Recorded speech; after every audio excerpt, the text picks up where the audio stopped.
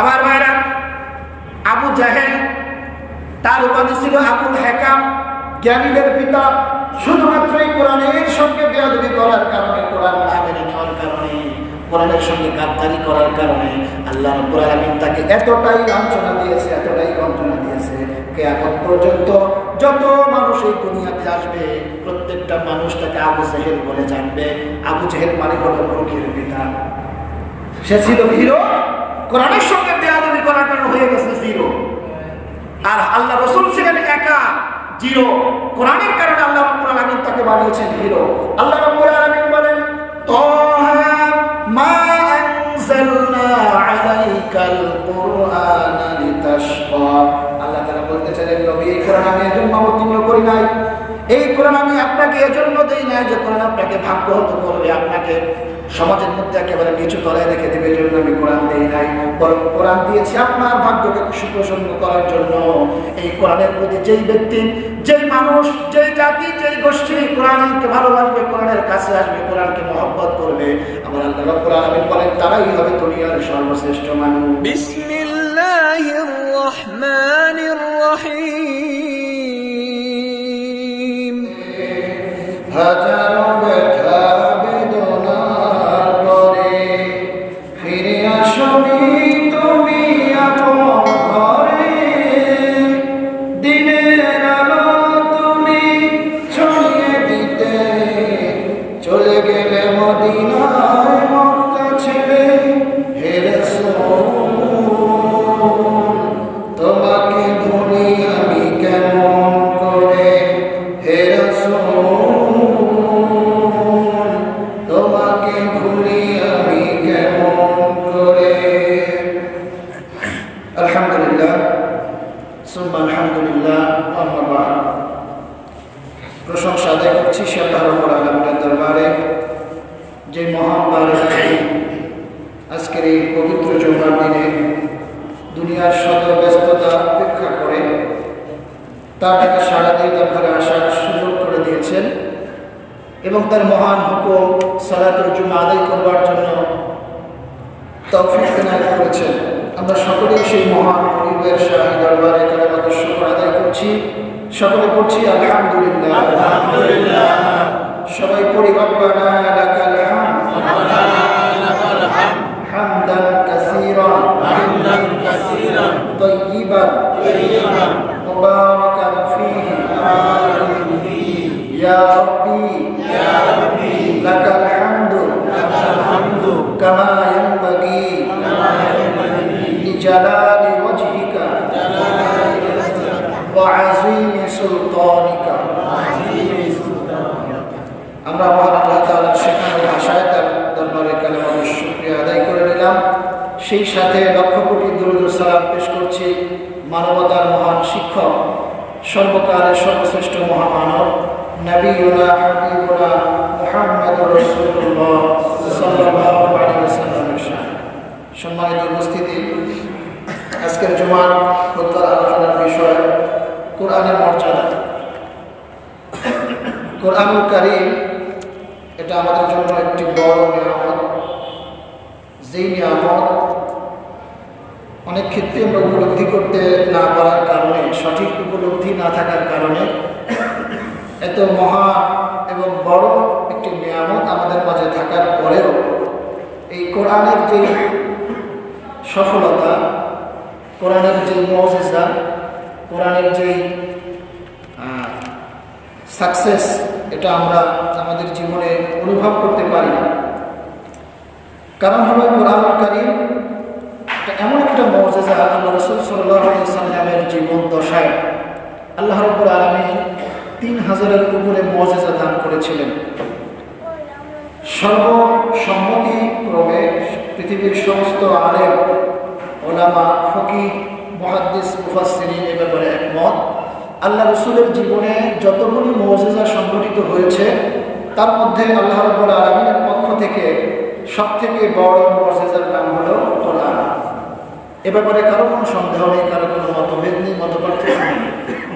সুতরাং আল্লাহ রাসূলের জীবনে সর্বশ্রেষ্ঠ মুজিজা হচ্ছে কোরআনুল কারীম।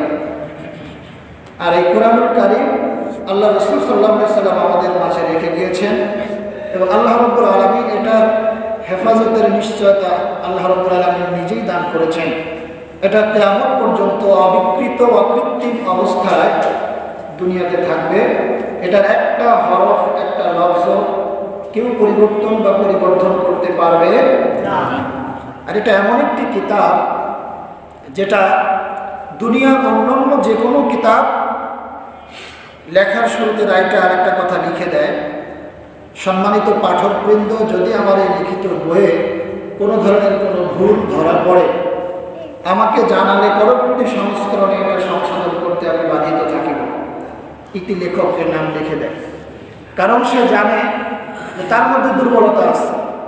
একজন মানুষ সে কখনো ভুলের ঊর্ধ্বে নয়, সে যত বড় জ্ঞানী হোক, যত বড় উচ্চ শিক্ষায় শিক্ষিত হোক না কেন, একজন মানুষ সে কখনোই ভুলের ঊর্ধ্বে নয়। সুতরাং এই জন্য পৃথিবীর প্রত্যেকটা লেখক, প্রত্যেকটা রাইটার তার লেখার শুরুতে, তার বইয়ের শুরুতে কথাটা লিখে দেয়। কিন্তু কোরআনুল কারীম যিনি অবতীর্ণ করেছেন, এটার যিনি ধারক বাহক, এটার যিনি মূল ভাবক, সেই মহান আল্লাহ সুবহানাহু ওয়া তাআলা, তিনি এই কোরআনুল কারীমের শুরুতেই এই একই ঘোষণা দিয়েছেন, কিন্তু তার ঘোষণাটা অন্য রকমের। দুনিয়ার লেখক, দুনিয়ার রাইটার ঘোষণা দেয়, তার দুর্বলতার কথা সেখানে ফুটে ওঠে। কিন্তু আল্লাহ সুবহানাহু ওয়া তাআলা তিনি যেমন মহান মহিম, তিনি যেমন শক্তিশালী একজন সত্তা, তেমনিভাবে তার নাজিলকৃত কোরআনুল কারীম এটাও একটি শক্তিশালী কিতাব, যেই কিতাবের মধ্যে ভুল তো দূরের কথা, আল্লাহ রাব্বুল আলামিন বলেছেন যালিকাল কিতাবু লা রাইবা ফীহি, সন্দেহের অবকাশ মাত্র নাই, সন্দেহের কোনো লেশ মাত্র নাই। এখানে ভুল আছে এটা এক কথা, আর ভুল থাকতে পারে এটা হচ্ছে অন্য কথা, এটা সন্দেহ। আল্লাহ তাআলা সেই সন্দেহের কথা বলেছেন, এখানে সন্দেহের কোনো অবকাশ নাই। যদি কেউ সন্দেহ করে তাহলে তার ঈমান থাকবে না। আর ঈমানদার যদি হয় তাকে অবশ্যই নির্দ্বিধায় নিশ্চিন্ত মনে কোনো ধরনের কোনো প্রশ্ন ছাড়া এই কোরআনুল কারীমের মধ্যে 114টা সূরা, 6666 আয়াত, যদিও আয়াতের সংখ্যা নিয়ে মতভেদ রয়েছে, বেশি যে গ্রহণযোগ্য মত সেটা হচ্ছে 6236টি। 6666টি এটা একটা প্রচলিত একটা কথা আমরা শুনে আসছি, আমরা বলে আসছি, কিন্তু এর আরেকটা মত আমরা পাই যেটার পক্ষে অধিকাংশ ওলামায়ে কেরাম মত দিয়েছেন, সেটা হচ্ছে কোরআনুল কারীমের আয়াত সংখ্যা 6236টি।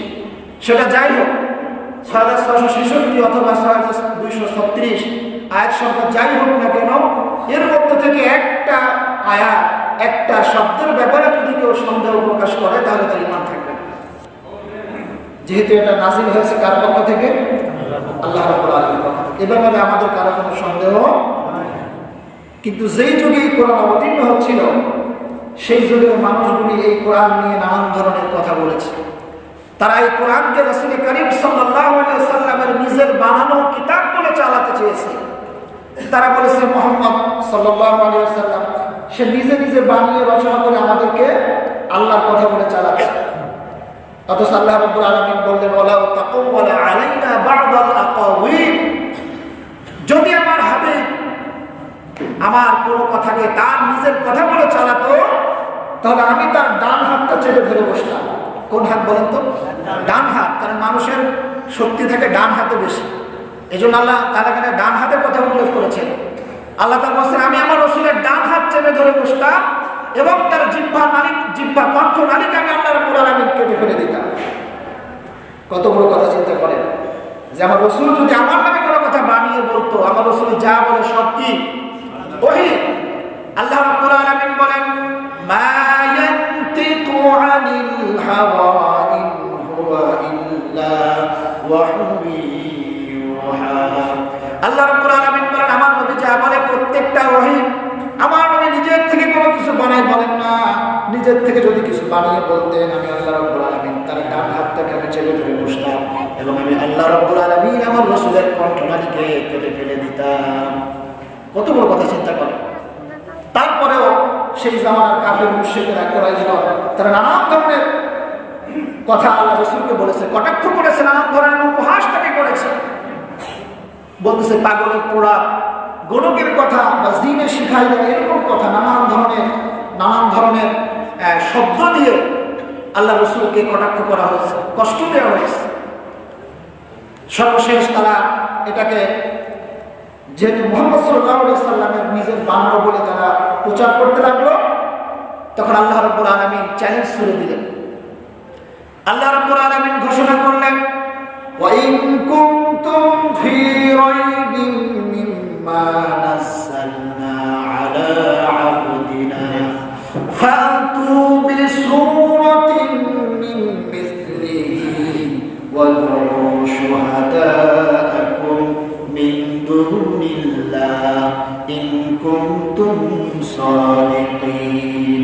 আল্লাহ রাব্বুল আলামিন ডেকে বললেন, ও দুনিয়ার মানুষ, আমার এই কোরআন নবীর তৈরি করা, মুহাম্মাদের তৈরি করা যদি তোমাদের মনে হয়, তাহলে তোমরা ফাতু বিসূরাতিন মিন মিসলিহি, ফাতু বিসূরাতিন মিন মিসলিহি, এই কোরআনের ছোট্ট একটি সূরার মতো যদি হয় তোমরা তৈরি করে দেখাও।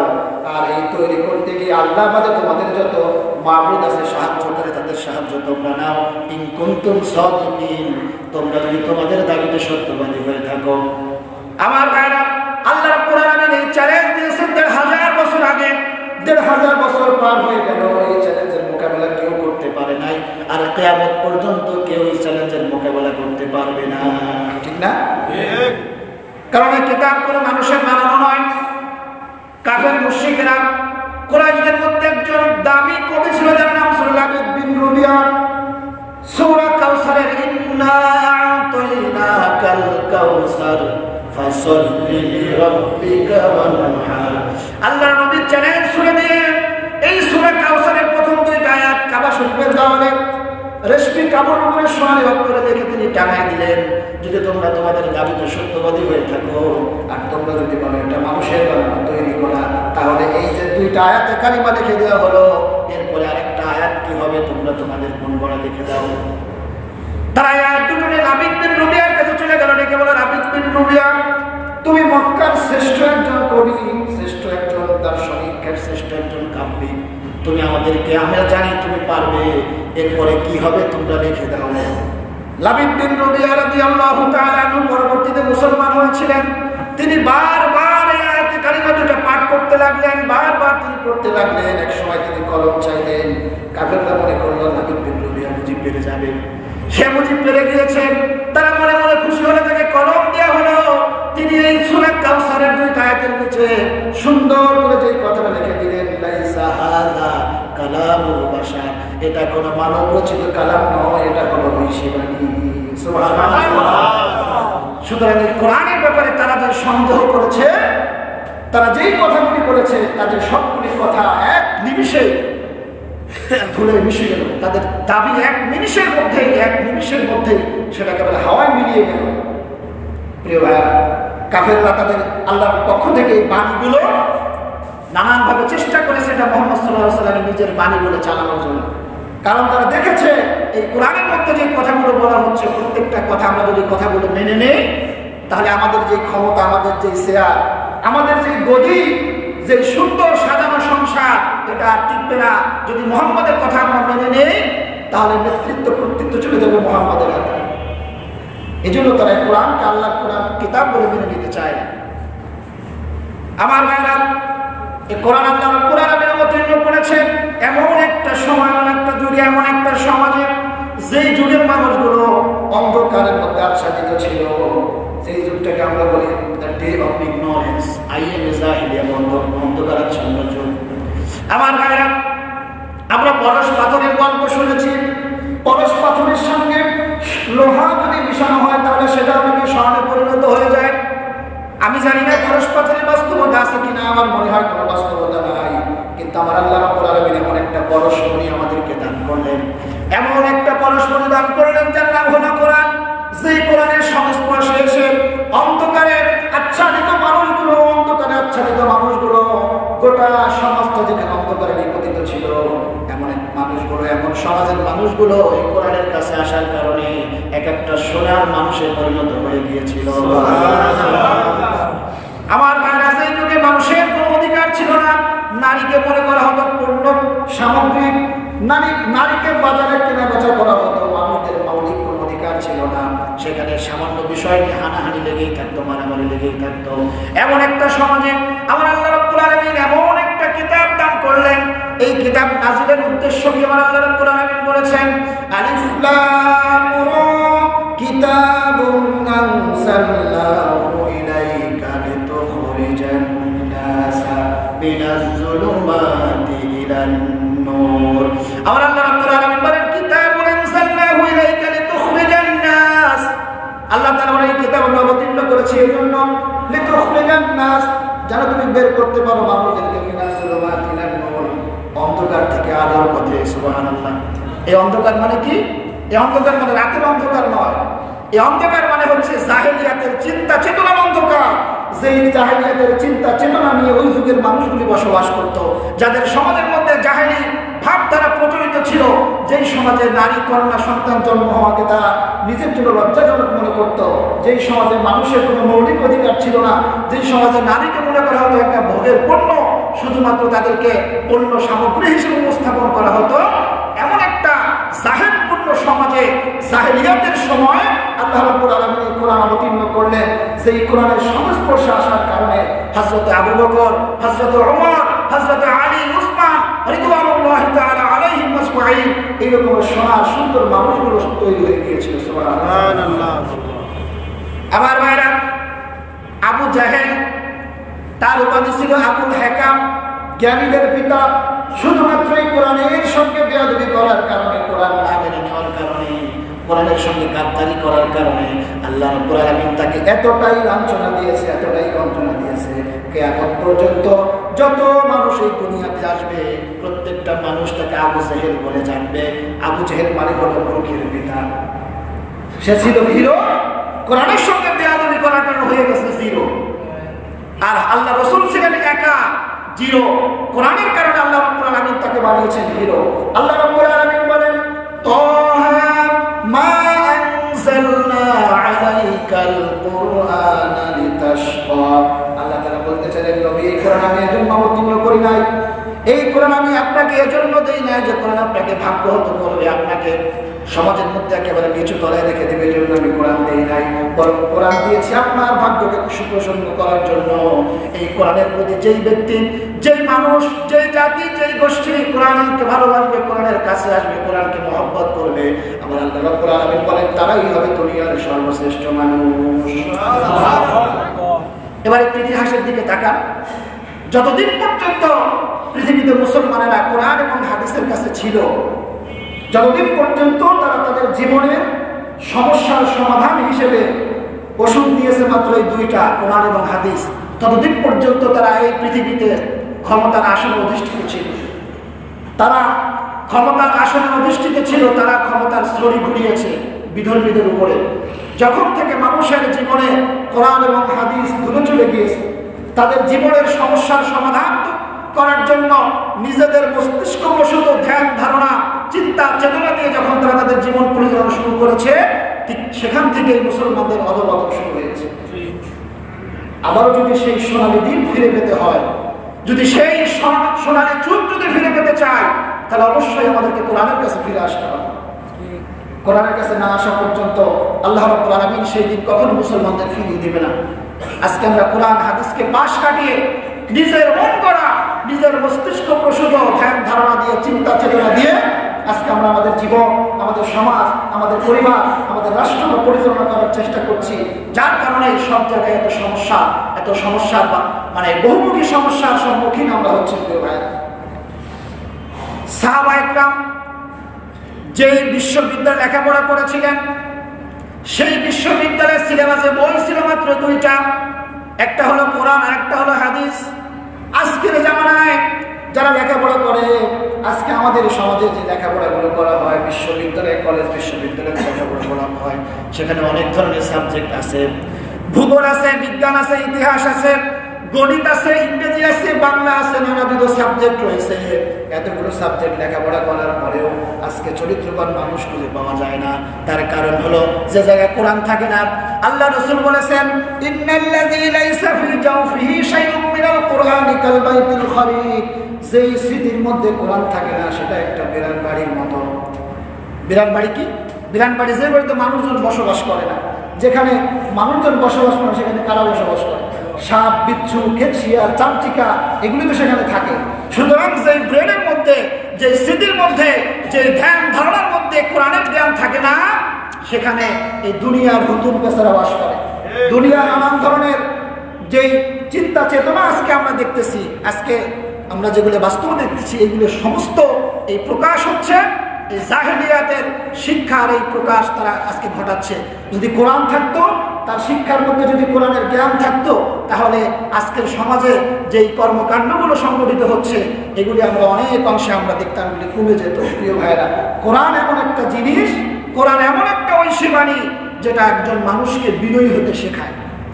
আজকে যদি আমাদের শিক্ষা ব্যবস্থার মধ্যে কোরআন সাবজেক্টটা কম্পালসারি করা থাকতো, তাহলে আজকে এই কোরআনের মধ্যে আল্লাহ রাব্বুল আলামিন বলেছেন, মান কাতালা নাফসান বিগাইরি নাফসিন আও ফাসাদিন ফিল আরদ ফাকান্নামা কাতালান নাসা জামিআ। কোন ব্যক্তি যদি কোন মানুষকে, একজন মানুষকে হত্যা করে, সে যেন তামাম পৃথিবীর মানুষদেরকে হত্যা করলো। ওমান আহইয়াহা ফাকান্নামা আহইয়ান নাসা জামিআ। কোন ব্যক্তি যদি একজন মানুষকে বাঁচাই দিল, সে যেন তামাম পৃথিবীর সমস্ত মানুষদেরকে বাঁচাই দেয়। সুবহানাল্লাহ। এই জ্ঞান থাকতো কোরআনের মধ্যে। আল্লাহ রাব্বুল আলামিন বলেছেন, ওয়ালা তাকরাবুজ জিনা ইন্নাহু কানা ফাহিশাতাও ওয়া সাআ সাবিলা। তোমরা জিনা করো তো দূরের কথা, জিনার নিকটবর্তী হয়ো না। যেই কাজগুলি করলে জিনার নিকটবর্তী হওয়া যায় সেগুলো হচ্ছে অশ্লীল ফাহিশা কাজ। এই কথাগুলো কোরআনের মধ্যে আছে। আল্লাহ রাব্বুল আলামিন বলেছেন, ইয়া আইয়ুহাল্লাযীনা আমানু লা তাকরাবুর রিবা দুআফান মুদাফা। হে ঈমানদারগণ, তোমরা সুদ খেও না। আল্লাহ বলেছেন, ওয়াত্তাকুল্লাহ, আল্লাহকে ভয় করো। তোমাদের পাওনা সুদগুলো ছেড়ে দাও। এই কথাগুলো কোরআনে আছে। আজকে যদি কোরআনকে আমাদের শিক্ষা ব্যবস্থার মধ্যে একটা বাধ্যতামূলক সাবজেক্ট করা হতো, তাহলে এই কথাগুলো ছেলেমেয়েরা শিখতে পারতো। তাহলে আজকের সমাজে সুদ থাকতো না, ঘুষ থাকতো না, জেনা, ব্যভিচার, অশ্লীলতা দিয়ে আজকে সমাজ পরিপূর্ণ হয়ে গেছে, এগুলি থাকতো না। আজকে আমরা মনে করতেছি কোরআনকে বাদ দিয়ে আমরা বড় দার্শনিক হয়ে গিয়েছি। কোরআন লাগবে কেন? কোরআন একটা জটিল জিনিস। এগুলি হুজুরদের ব্যাপারে, হুজুর এগুলি নিয়ে থাকবে, এগুলি আমাদের দরকার নেই। আজকে আমাদের দেশের সাধারণ মানুষের মধ্যে একটা টেন্ডেন্সি কাজ করে যে কোরআন এগুলি জটিল বিষয়, এগুলি নিয়ে হুজুররা বুঝবে, এগুলি আমাদের কোনো ব্যাপার না, বলে কিনা? এই চিন্তা করে একটা শ্রেণী আছে যারা এই চিন্তা নিয়েই তারা চলতেছে যে কোরআন এটা হুজুরদের ব্যাপার, এটা আলেম ওলামারা দেখবে, এই ব্যাপারে আমাদের কোনো কথা নাই। কিন্তু কোরআনে কি এমন কোনো কথা লেখা আছে যে শুধু আলেম ওলামা ছাড়া আর কোনো মানুষই কোরআন ধরতে পারবে না? এরকম কথা লেখা আছে, বলে? অথচ বেদে এরকম একটা কথা লেখা আছে যে উচ্চবর্গীয় ব্রাহ্মণ হিন্দু ছাড়া যদি নিম্নবর্গীয় কোনো হিন্দুর বেদ স্পর্শ করে, তার 14 গোষ্ঠী নরকে যাবে। বরং আল্লাহ রাব্বুল আলামিন বলেছেন, ওয়ালাকাদ ইয়াসসারনাল কুরআনা লিযিকরি ফাহাল মিন মুদ্দাকির।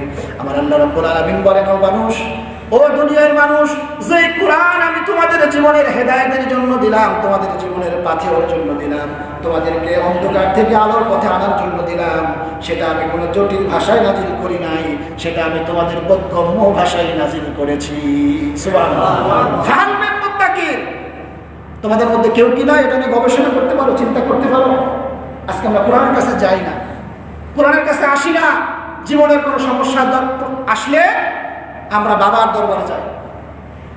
আজকে এক শ্রেণীর মানুষ আছে, যাই হোক না কেন সোজা বাবার দরবারে চলে যায়, বাবার কাছে যে সাহায্য চায়, বাবা আমার এই বিপদ থেকে বাঁচাও, আমার চাকরি নাই, চাকরির ব্যবস্থা করে দাও, আমার সন্তান নাই, সন্তানের ব্যবস্থা করে দাও। আচ্ছা বলেন, সন্তান দেওয়ার মালিক কে? আল্লাহ। চাকরি দেওয়ার মালিক কে? আল্লাহ। চাইতে হবে কার কাছে? আপনি মসজিদে বলতেছেন ইয়াকা না'বুদু ওয়া ইয়াকা নাস্তাঈন, আর বাইরে গিয়ে বাবার দরবারে চাচ্ছেন, এই বাটপারি আল্লাহ সহ্য করবে? না। এটা তো স্পষ্ট একটা বাটপারি, মুনাফিক আল্লাহর সাথে। আপনি নামাজ এসে ঘোষণা দেন ইয়াকা না'বুদু ওয়া ইয়াকা নাস্তাঈন, আমি তোমার ইবাদত করি, তোমারই কাছে সাহায্য চাই। বাইরে যে আপনি গয়রুল্লাহর কাছে সাহায্য চাইলে, তাহলে আপনি কিসের মুসলমান? এই বাটপারি বাদ দিতে হবে, এই দুই মুখ নীতি বাদ দিতে হবে। যে নীতি আমার রাসূল স্বীকার করে না, আমার রাসূল সাপোর্ট করে না, সেই নীতি অবলম্বনকারী কখনো জান্নাতে যেতে পারবে না। জান্নাতে যেতে হলে রাসূল কারীম সাল্লাল্লাহু আলাইহি ওয়াসাল্লামের আদর্শকে সম্পূর্ণরূপে ধারণ করে তাহলে জীবন চালাতে হবে, তাহলেই জান্নাতে হতে পারে। প্রিয় ভাইরা, এই কোরআন এত বড় একটা মুজিজা। আমি এর আগে বলেছি, আল্লাহ রাসূলের বাস্তব জীবনে আল্লাহ রাব্বুল আলামিন 3000-এর উপরে মুজিজা দিয়েছিলেন। তার মধ্যে সবথেকে বড় মুজিজার নাম হলো কোরআন। আমার ভাইরা, আল্লাহ রাব্বুল আলামিন হযরত মূসা আলাইহিস সালামকে মুজিজা দিয়েছিলেন একটা লাঠি, যেই লাঠি জমিনে ফেললে বিরাট আকার একটা সাপ হয়ে যেত। আল্লাহ রাব্বুল আলামিন হযরত দাউদ আলাইহিস সালামকে মুজিজা দিয়েছিলেন। হযরত দাউদ আলাইহিস সালাম সেই যুগে লোহার শিল্পের অনেক প্রসার ঘটেছিল। হযরত দাউদ আলাইহিস সালাম লোহাকে হাতের মধ্যে নিয়ে চাপ দিলে পানি হয়ে লোহা গলে যেত।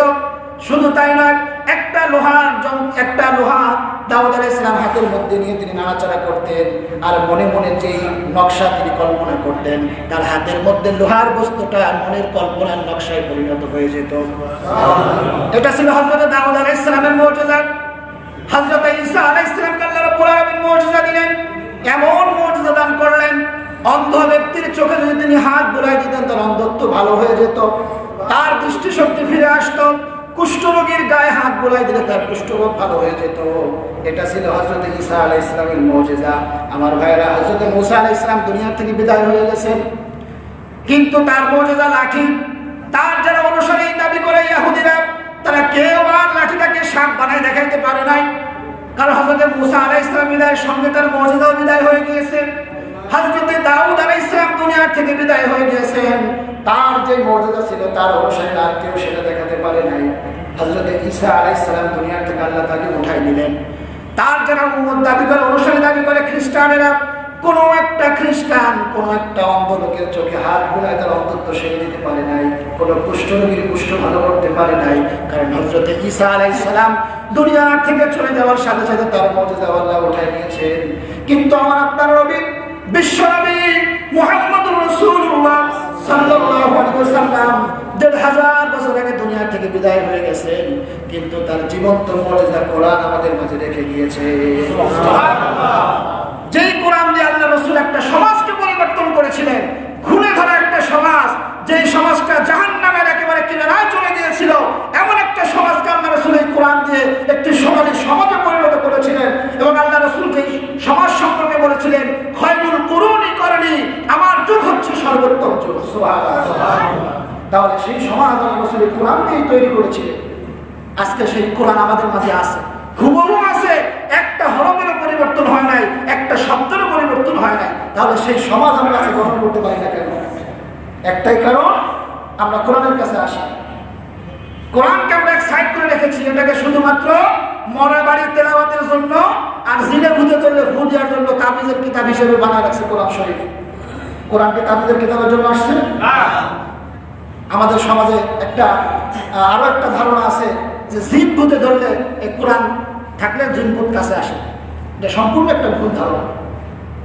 হ্যাঁ, যদি দুষ্ট জিন হয় সেক্ষেত্রে আল্লাহ রাব্বুল আলামিন কিছু সূরা দিয়েছেন, কিছু আয়াত দিয়েছেন, সেটা থেকে আমরা পড়লে নিজেদেরকে হেফাজত করতে পারি। কিন্তু কোরআন কাছে থাকলে জিন আসবে না কাছে, এটা কথাটা সঠিক নয়। আল্লাহ নবী মুহাম্মদুর রাসূলুল্লাহ সাল্লাল্লাহু আলাইহি ওয়াসাল্লাম মক্কাতুল মুকাররমা একটা জায়গা আছে যেটাকে বলা হয় মাকবারা মুআল্লা। ওই জায়গাটায় বসে আপনি আল্লাহ রাসূল নিভৃতে বসে বসে কোরআনুল কারীম তেলাওয়াত করতেছিলেন। যেই নবীর উপরে কোরআন অবতীর্ণ হয়েছে, সেই নবী তার হৃদয়ের আবেগ দিয়ে উজাড় করে দিয়ে সেই হৃদয় ভরা কণ্ঠে, হৃদয়গ্রাহী কণ্ঠে তিনি কোরআনুল কারীম তেলাওয়াত করতেছিলেন। ওই জায়গায় অনেক বছরের পুরানো কিছু জিন বসবাস করত। ওই জিনেরা একজন আরেকজনকে বলতে লাগলো, এই লোকটা কে, তিনি কি তেলাওয়াত করেন? আমরা তো মূসা আলাইহিস সালামের কণ্ঠে তাওরাত কিতাব তেলাওয়াত শুনেছি, দাউদ আলাইহিস সালামের কণ্ঠে জাবুরের তেলাওয়াত শুনেছি, হযরত ঈসা আলাইহিস সালামের কণ্ঠে ইনজিলের তেলাওয়াত আমরা শুনেছি, কিন্তু এত হৃদয়গ্রাহী তেলাওয়াত তো কোনোদিন আমরা শুনি নাই। চলো তো আমরা দেখি, জিজ্ঞাসা করি লোকটাকে। জিনেরা সবাই মুহাম্মদুর রাসূলুল্লাহ সাল্লাল্লাহু আলাইহি ওয়াসাল্লামকে ঘিরে ধরলো, ডেকে বলল, আপনি কে, আপনি কি তেলাওয়াত করছেন? নবী ডেকে বললেন, আমি আখিরি জামানার পয়গম্বর মুহাম্মদ সাল্লাল্লাহু আলাইহি ওয়াসাল্লাম, আর আমি যেটা তেলাওয়াত করতেছি সেটা হলো আল্লাহর পক্ষ থেকে পাঠানো কোরআন। এবার জিনেরা বলতে লাগলো, তাই হবে, আমরা শুনেছি ইনজিলের মধ্যে মূসা আলাইহিস সালামের তাওরাতের মাধ্যমে আমরা জেনেছি এমন একজন নবী শেষ দিবসে আসবে, পৃথিবীর শেষ প্রান্তে আসবে, শেষ প্রান্তে আসবে, তার নাম হবে মুহাম্মদ। আর আপনি যেটা তেলাওয়াত করতেছেন সেটা অবশ্যই আল্লাহর পক্ষ থেকে পাঠানো কোরআন। তার কারণ হলো আপনার তেলাওয়াত এতটা হৃদয়গ্রাহী, এতটা মধুর, এতটা ভালো আমাদেরকে লেগেছে। এই তেলাওয়াত আমরা কোনোদিন জীবনে শুনি নাই। তারা সঙ্গে সঙ্গে নবী মুহাম্মদুর রাসূলুল্লাহ সাল্লাল্লাহু আলাইহি ওয়াসাল্লামের কাছে কালিমা পড়ে মুসলমান হয়ে গেল। আমার ভাইরা, এর দ্বারা বোঝা যায় কোরআন কখনো জিনদেরকে দূরে সরায় না, বরং তাদেরকে কাছে টানে। আজকে আমাদের সমাজে এই কোরআন নিয়ে নানান ধরনের ব্যবসা চলতেছে। একটা গ্রুপ কোরআনকে তাবিজের কিতাব বানায় ফেলছে, আর একটা গ্রুপ শুধুমাত্র মরা বাড়ি তেলাওয়াতের জন্য কোরআনকে ব্যবস্থা করে, আর কোনো জায়গায় কোরআনকে কাজে লাগাতে চায় না। আচ্ছা বলেন, যেই লোকটা তার হায়াতে জিন্দেগিতে কোরআনের কোনো আইন মানে নাই, কোরআনের একটা বিধান তার জীবনে কার্যকর করে নাই, ওই লোকের লাশের পাশে আপনি কোরআন তেলাওয়াত করলে কি হবে? বরং অবস্থা কি হবে জানেন? অবস্থা হবে এরকমের, যদি আপনি মাছ নদীতে যাই পাগলকে বলেন যে পাগল নৌকা বুড়াইস না, তখন পাগল কি করবে? নৌকা কি ডুবাই দিবে না? তাই ওই মরা ব্যক্তি, যেই ব্যক্তি হায়াতে জিন্দেগিতে কোরআন মানে নাই, তার লাশের পাশে বসে কোরআন পড়া মানে হলো ফেরেশতাদেরকে মনে করাই দিল আরো নতুন করে, যেই লোক কোরআনের এই বিধান মানে নাই, ফেরেশতারা এগুলো মনে করবে, আর কবরে যাওয়ার সাথে সাথে ডান্ডা পিটা শুরু হবে। এগুলি কোরআন আল্লাহ দিয়েছেন হুদাল লিন্নাস। এই যে নাসের আগে যে লাম, এই লামটার অর্থ হলো জীবিত মানুষ। জীবিত মানুষের হেদায়েতের জন্য আল্লাহ কোরআন দিয়েছেন, মৃত ব্যক্তির লাশের পাশে পড়ার জন্য না। যেই কোরআন দিয়ে আল্লাহ রাসূল একটি সোনালী সমাজ তৈরি করলেন, আজকে সেই কোরআন দিয়ে আমরা লাশের মরা বাড়ি খতম করে বেড়াচ্ছি। আমাদের জীবনে কোরআনের কোনো বাস্তবায়ন নাই। কোরআনটা সুন্দর করে কাপড়ে মোড়ায়া উঁচু জায়গায় রেখে দিয়েছে, 1 বছরের মধ্যে ওটা ধরেও না। রমজান মাস আসবে, তারপরে 20 খতম দিবে, লাইলাতুল কদরে দোয়া, মসজিদে দোয়া করে দিবে, হুজুর আমার ছেলের বউ 5 খতম, আমার স্ত্রী 10 খতম, আমার নাতনি 10 খতম, এই 20 খতম বকশিশ দিয়ে দেন। আপনি কোরআন তেলাওয়াত করেন, কোনো বাধা নাই, কিন্তু কোরআন তেলাওয়াত শুধু আল্লাহকে তেলাওয়াতের জন্যই এটা দেন নাই। এটাকে দেওয়া হয়েছে, আল্লাহ রাব্বুল আলামিন বলেছেন এটা হুদাল লিন্নাস, হাযা বায়ানুল লিন্নাস। এটা মানুষের জন্য বায়ান, মানুষের জন্য বক্তৃতা, মানুষের জন্য তার জীবনের সমস্যার সমাধান। এমন কোনো কিছু কোরআনে আল্লাহ বাদ রাখেন নাই যা কোনো দার্শনিক, কোনো বিজ্ঞানী, কোনো বড় বড় স্কলার, এমন কোনো মানুষ নাই দুনিয়ায় যে তার জীবনে চলার জন্য নতুন করে কিছু তৈরি করে নেওয়া লাগবে, এমন কিছু আল্লাহ কোরআনে বাদ রেখেছেন। আল্লাহ তাআলা বলেন তিবিয়ানান লিকুল্লি শাই, প্রত্যেকটা বিষয়কে খুলে খুলে আমি আল্লাহ বর্ণনা করে দিয়েছি। সুবহানাল্লাহ। আমাদের দায়িত্ব হলো জায়গা অনুপাতে কোরআনকে আমাদের কাজে লাগানো, কিন্তু আমরা সেটা লাগাই না। আমরা শুধু নামাজের তেলাওয়াত, মরা বাড়ি খতম, তাবিজের কাজে আমরা শুধু কোরআনকে লাগাচ্ছি, অন্য কোনো জায়গায় আমরা কোরআনকে লাগাতে চাই না।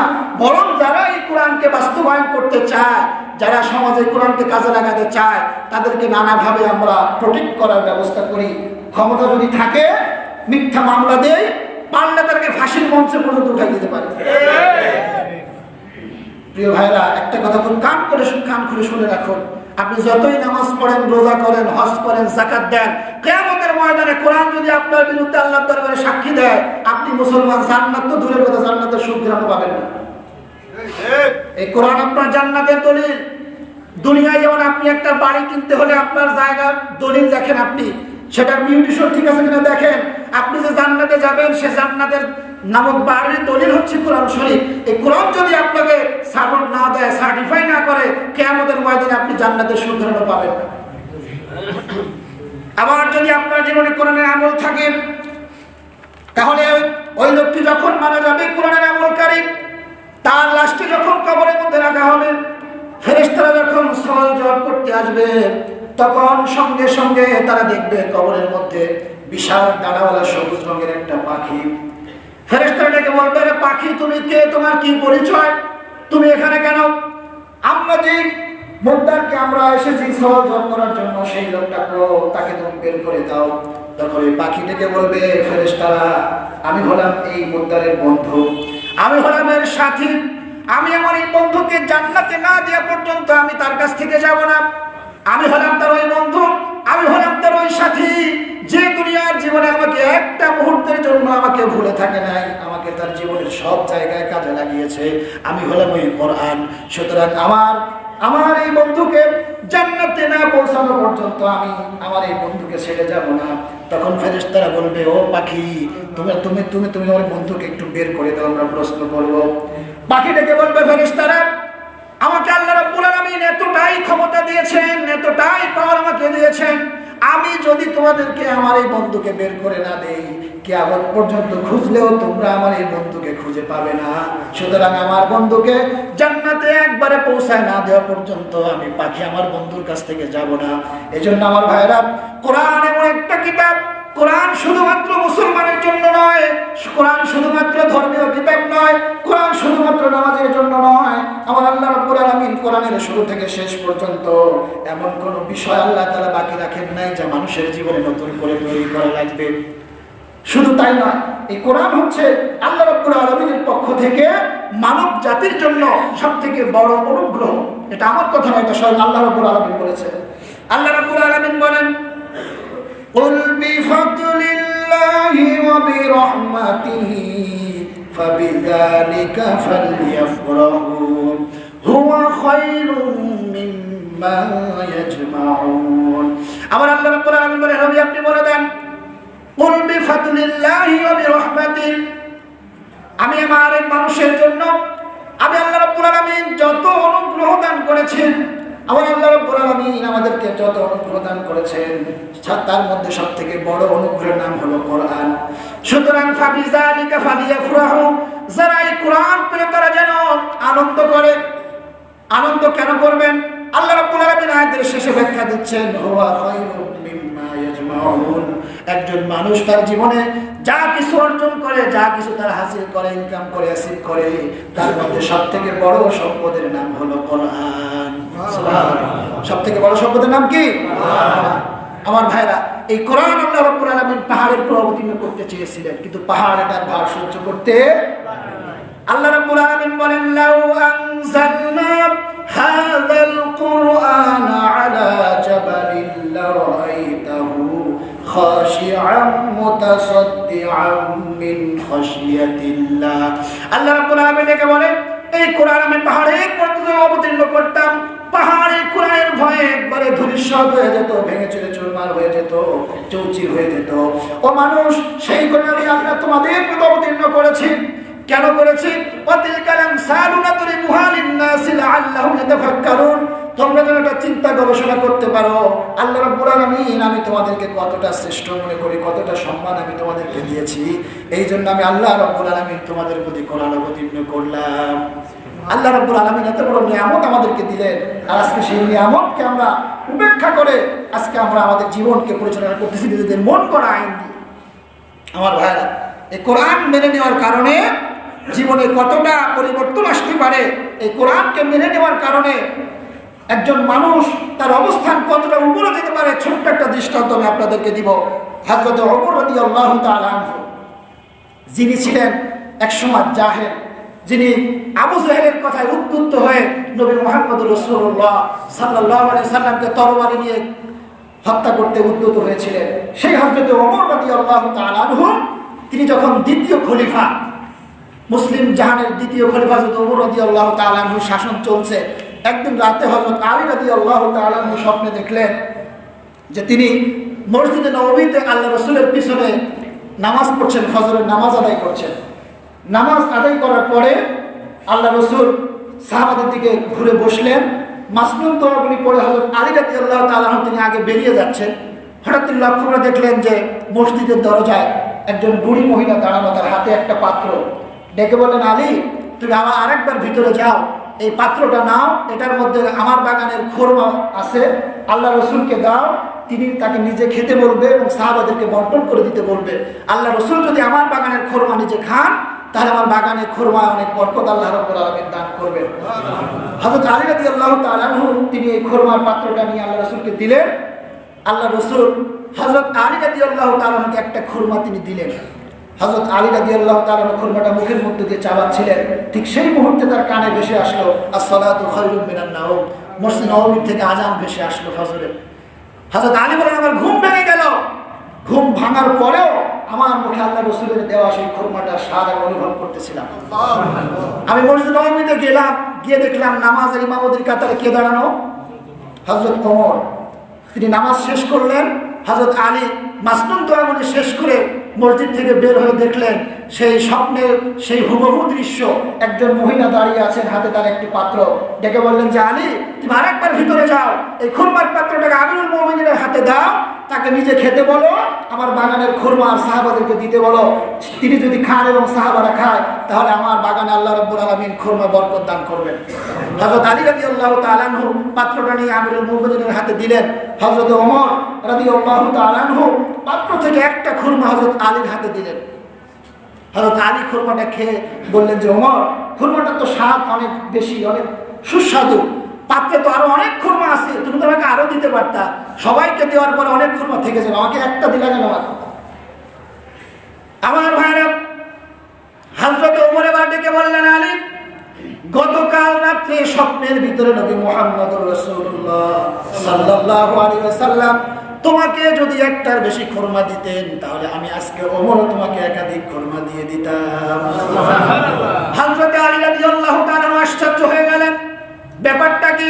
স্বপ্ন দেখেছি আমি, সেই স্বপ্নের কথা ওমর কিভাবে জানলো? ডেকে বলেন, ওমর, ওগো আমিরুল মুমিনিন, আমি যে স্বপ্নটা দেখলাম সেই স্বপ্নটা আপনি কিভাবে জানলেন? আপনাকে গায়েব থেকে জানানো হয়েছে নাকি আল্লাহ আপনাকে খবর দিয়েছে? হযরত ওমর ডেকে বললেন, আলী, কোন বান্দা যদি আল্লাহর জন্য নিজেকে সমর্পণ করে দেয়, আল্লাহর জন্য নিজেকে নিবেদিত করে দেয়, তাহলে গায়েবের দরকার হয় না, আল্লাহর ইচ্ছায় সমস্ত খবর সে জানতে পেরে যায়। আমার ভাইরা, এটা হলো কোরআনের বরকত।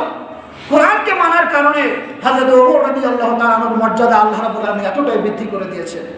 আর আজকে আমরা আজকে কোরআনকে হারিয়ে, আজকে পৃথিবীর সর্বশ্রেষ্ঠ জাতি হওয়ার পরেও কোরআনকে হারানোর কারণে, কোরআনের কাছে না আসার কারণে আজকে আমাদের অবস্থা সব জায়গায় আজকে আমরা লাঞ্ছিত, পদদলিত, হ্যাঁ প্রতিপন্ন জাতিতে পরিণত হয়েছে। বিশ্বকবি, কবি সম্রাট আল্লামা ডক্টর ইকবাল রহমাতুল্লাহ আলাইহি বলছেন, ওয়ে জামানা মে মুআজ্জাজ থে হামিলে কুরআন হোকর और तुम कर जलील होए तारेके कुरआन होकर। সে জামানার মুসলমানেরা পৃথিবীর সর্বশ্রেষ্ঠ জাতিতে পরিণত হয়েছিল এই কোরআনকে মেনে নেওয়ার কারণে। আর আজকের জামানার মুসলমানেরা পৃথিবীর সবথেকে লাঞ্ছিত জাতিতে পরিণত হয়েছে কোরআনকে ছেড়ে দেওয়ার কারণে। আমাদেরকে আবার কোরআনের কাছে ফিরে আসতে হবে, এই কোরআন দিয়ে জীবন পরিচালনা করতে হবে, সমাজ ব্যবস্থা কায়েম করতে হবে, রাষ্ট্র পরিচালনা করতে হবে, তাহলে আনুষ্কার দিহানের মতো ঘটনা আমাদেরকে আর দেখা লাগবে না। আনুষ্কার কথা জানেন? গত সপ্তাহে ঢাকার কলাবাগানের ইংলিশ মিডিয়ামের একটা ছাত্রী আনুষ্কা, যে কিশোরী বয়স, অল্প বয়সের একটা ছাত্রী, তার নির্মম মৃত্যু হয়েছে। এটা নিয়ে অনেক ধরনের কথা মিডিয়ায় এসেছে। সর্বশেষ কথা যেটা আমরা বলতে চাই, ঘটনা যাই হোক না কেন, আমাদের দেশের শিক্ষা ব্যবস্থা এর জন্য অনেক অংশে দায়ী। আজকে যদি আমাদের দেশের শিক্ষা ব্যবস্থার মধ্যে কোরআনের শিক্ষাটা থাকতো, তাহলে এই ছেলে মেয়েগুলি এই গ্রুপ স্টাডির নাম করে গ্রুপ সেক্সের মধ্যে যাইতে পারতো না। আজকে আমাদের সমাজে শিক্ষা ব্যবস্থার মধ্যে যদি জিনার ব্যাপারে যদি কথাগুলি তারা জানতো, আল্লাহ তাআলা বলেছেন লা তাকরাবুজ জিনা ইন্নাহু কানা ফাহিশাতাও ওয়া সাআ সাবিলা, তোমরা জিনা করো তো দূরে দূরে জিনার নিকটবর্তী হয়ো না। একজন পুরুষ আর একজন মেয়ে কখনো এক জায়গায় নিভৃতে একত্রিত হতে পারে না।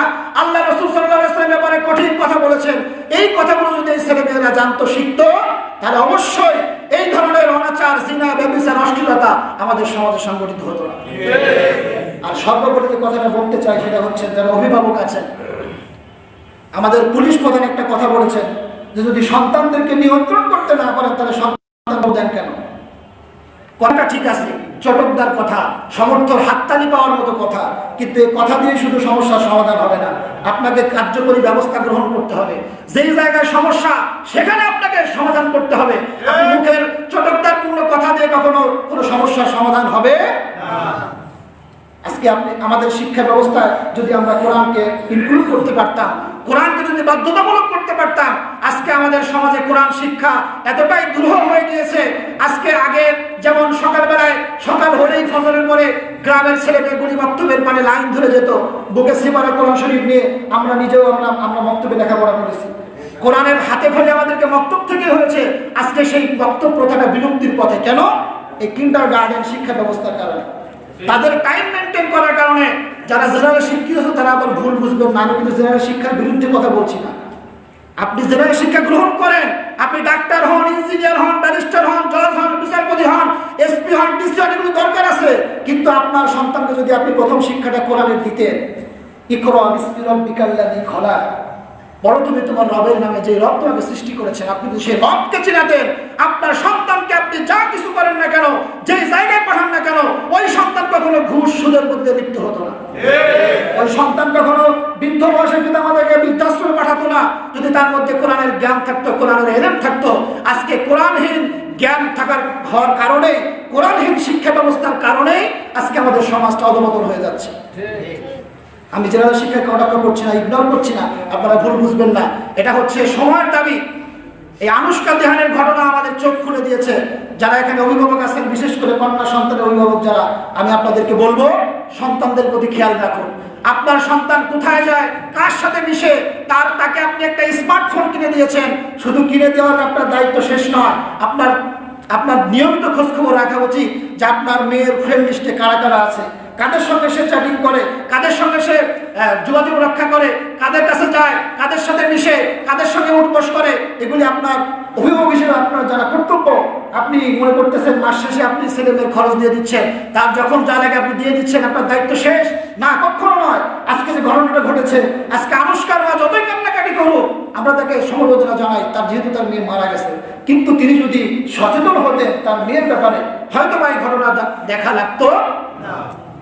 আপনার মেয়ে চলে যাচ্ছে আরেক জায়গায় বন্ধুর বাসায়, আপনি বাবা হয়ে, মা হয়ে খোঁজখবর রাখবেন না? আপনার সন্তানের খোঁজখবর আপনি রাখবেন না? এটা নৈতিক দায়িত্ব পিতামাতা হিসেবে। এজন্য প্রিয় ভাইরা, আমি আপনাদের কাছে আরজ করবো, আল্লাহ রাব্বুল আলামিন মানব জাতির হেদায়েতের জন্য, তার জীবনকে পাল্টানোর জন্য, পরিবর্তন করার জন্য যে কোরআন দিলেন, এই কোরআনের সমাজ ব্যবস্থা আমরা সকলে চাই, ঠিক কিনা? কোরআন সমাজের সব জায়গায় থাকুক, এটা আমরা সকলেই চাই। এটা কোনো দলীয় দাবি নয়, এটা হচ্ছে মুসলিম হিসেবে, ইমানদার হিসেবে প্রত্যেকের দাবি হওয়া উচিত। কোরআন দিয়ে আমরা সমাজ গড়ব, কোরআন দিয়ে আমরা জীবন গড়ব, এটাই হবে আমাদের স্লোগান, এটাই হবে আমাদের কথা। পুরো ভাই আসুন, আল্লাহ রাব্বুল আলামিন আমাদেরকে কোরআন দিয়ে আমাদের জীবনকে পরিচালনা করে আল্লাহ রাব্বুল আলামিনের খাঁটি বান্দা হয়ে দুনিয়া থেকে জান্নাতি জীবন যেন আমরা গঠন করে দিতে পারি। আল্লাহ তৌফিক দান করুন, সকলে বলুন আমিন।